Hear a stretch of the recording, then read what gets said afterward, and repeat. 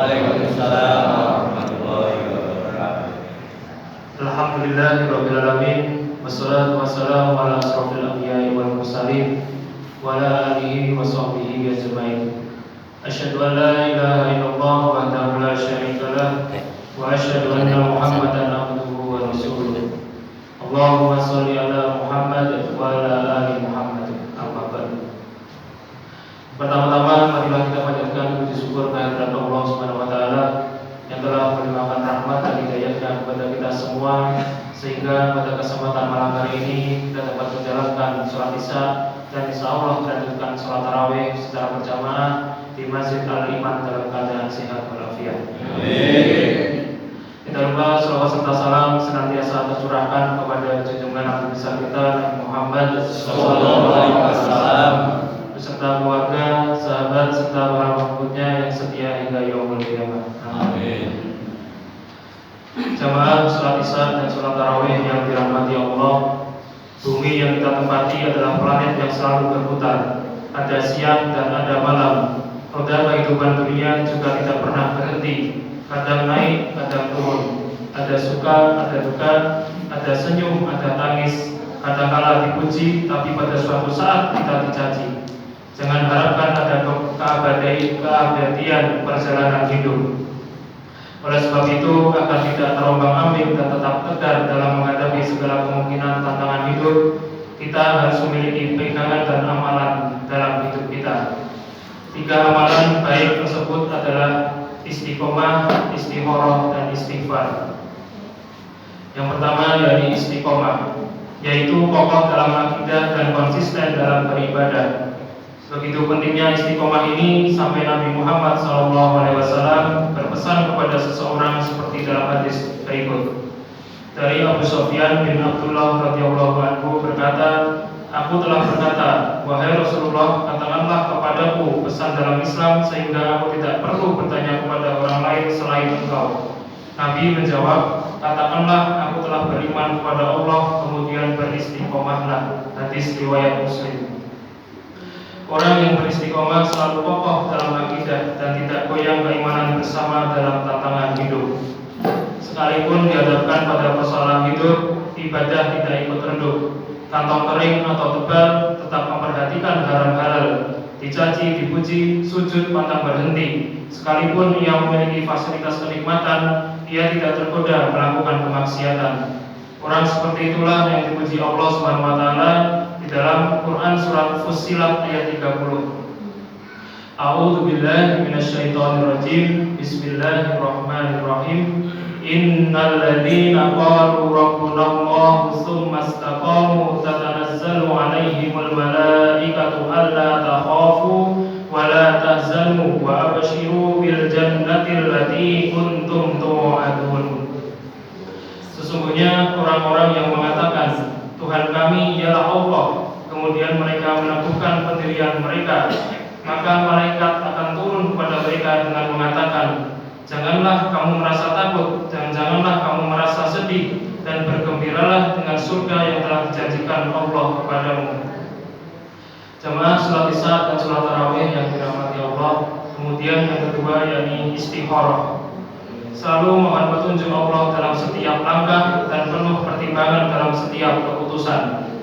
Setiap orang mempunyai kebebasan untuk berbicara dan melakukan suatu perbuatan. Akan tetapi menurut Islam tidak ada kebebasan yang tanpa batas, dan batas-batas tersebut adalah aturan-aturan agama. Maka seorang muslim yang benar selalu berpikir berkali-kali sebelum melakukan tindakan atau mengucapkan sebuah ucapan, serta ia selalu mohon petunjuk kepada Allah Subhanahu wa taala. Nabi Muhammad SAW bersabda, barang siapa beriman kepada Allah dan hari akhir, maka berkatalah yang baik atau diamlah. Hadis riwayat Bukhari dan Muslim. Orang bijak berkata, berpikirlah hari ini dan bicaralah esok hari. Kalau ucapan itu tidak baik, apalagi sampai menyakitkan orang lain, maka tahanlah.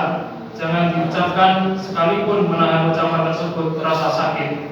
Tapi ucapan itu benar dan baik, maka katakanlah, jangan ditahan, sebab lidah kita menjadi lemas untuk bisa meneriakkan kebenaran dan keadilan serta menegakkan amar ma'ruf nahi munkar. Mengenai kebebasan ini, malaikat Jibril pernah datang kepada Nabi Muhammad SAW untuk memberikan rambu-rambu kehidupan.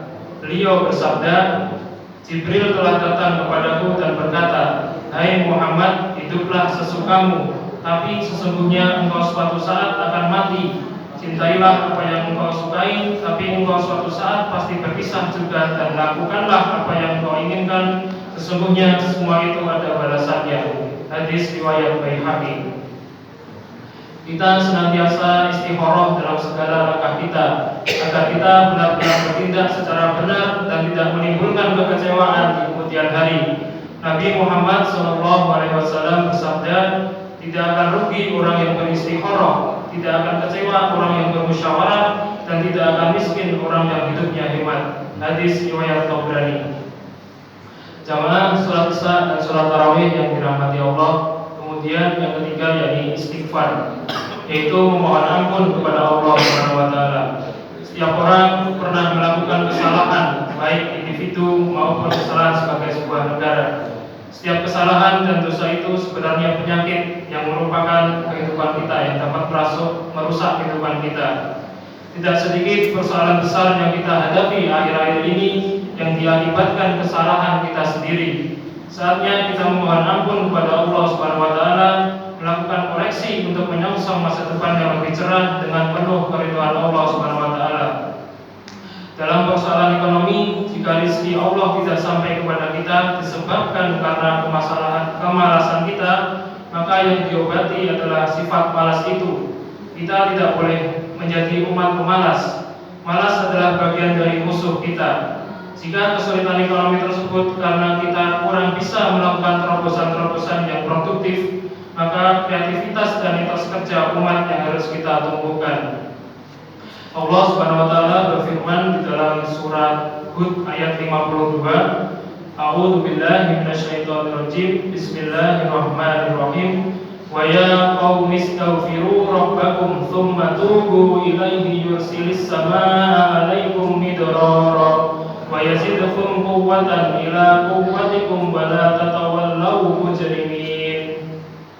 Dan Hud berkata, "Hai kaumku, mohonlah ampun kepada Tuhanmu, lalu bertaubatlah kepadanya.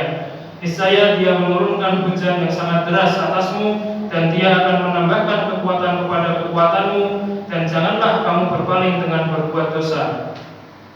Jamaah sholat isya dan sholat tarawih yang dirahmati Allah, sekali lagi tiada kehidupan yang sepi dari tantangan dan godaan.